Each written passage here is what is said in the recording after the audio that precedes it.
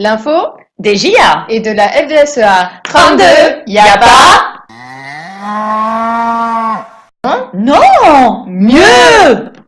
Mais qu'est-ce à quoi? C'est une vidéo où on parle de nous et en plus c'est fait par nous. Alors regarde.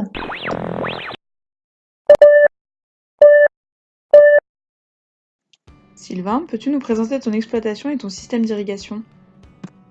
Ouais, moi je suis installé depuis 2014 en GAEC avec mon père, sur une exploitation qui fait maintenant 306 hectares de superficie, avec grosso modo 150 hectares de prairies et 150 hectares de céréales.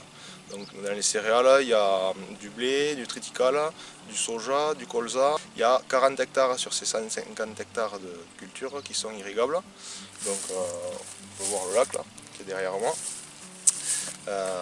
Voilà, ça me permet de faire des cultures qui demandent de l'eau, comme le maïs, le soja ou le tournesol, chose que je ne pouvais pas faire avant de m'installer parce que j'ai acheté ce lac quand je me suis installé.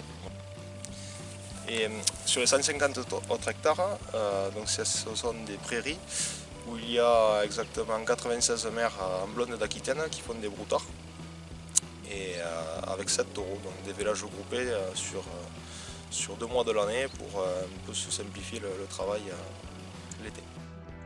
Que t'apporte l'irrigation aujourd'hui?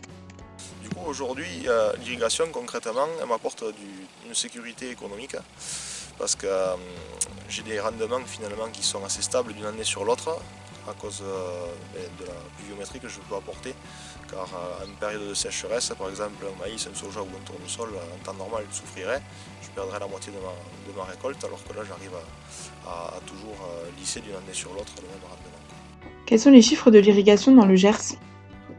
L'irrigation dans le Gers est quand même assez importante parce qu'il y a 32% des exploitations qui en ont, c'est-à-dire 64 000 hectares ou alors 2600 exploitations dans le Gers.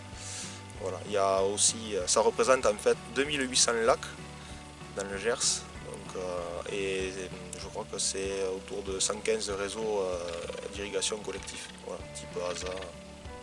Voilà, donc c'est quand même, ça prend une part importante sur nos cultures. Quelles sont les problématiques rencontrées dans la gestion de l'eau? Alors dans le Gers, on a un gros problème, c'est que l'hiver on a des excès d'eau importants.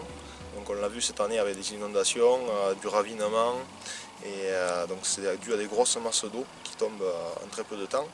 Et au contraire de ça, l'été on a des gros problèmes de sécheresse, parce qu'à partir du mois de juin il ne pleut plus jusqu'au mois de septembre, vraiment très peu.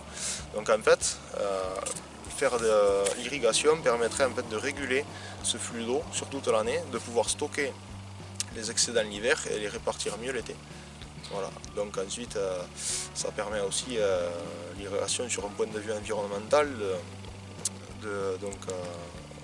d'augmenter la biodiversité, parce que quand l'été tout est sec aux alentours des bois, qu'est-ce que font les animaux? Ils viennent se réfugier dans nos cultures, là où il y a un petit peu de fraîcheur, de nourriture, et donc, voilà, on contribue aussi à la biodiversité par l'irrigation. Et quelles pourraient être les solutions? Aujourd'hui, on manque cruellement de retenue collinaire parce qu'il y a des énormes bassins versants qui sont nus en fait, avec simplement des cours d'eau qui sont souvent pas entretenus car on ne nous laisse plus le droit de les entretenir. Et donc en fait, aujourd'hui le problème c'est qu'on a des gros bassins versants en fait, sans retenue collinaire, ce qui fait que lors de grands chocs d'eau, on a un effet vague qui se crée, notamment à cause aussi de débris végétaux qui ne sont pas sortis des fossés, car on ne peut plus les entretenir, on n'a plus le droit de le faire. Et des retenues collinaires en fait, permettraient de limiter cet effet vague et de limiter les inondations et de pouvoir stocker aussi cet excédent d'eau.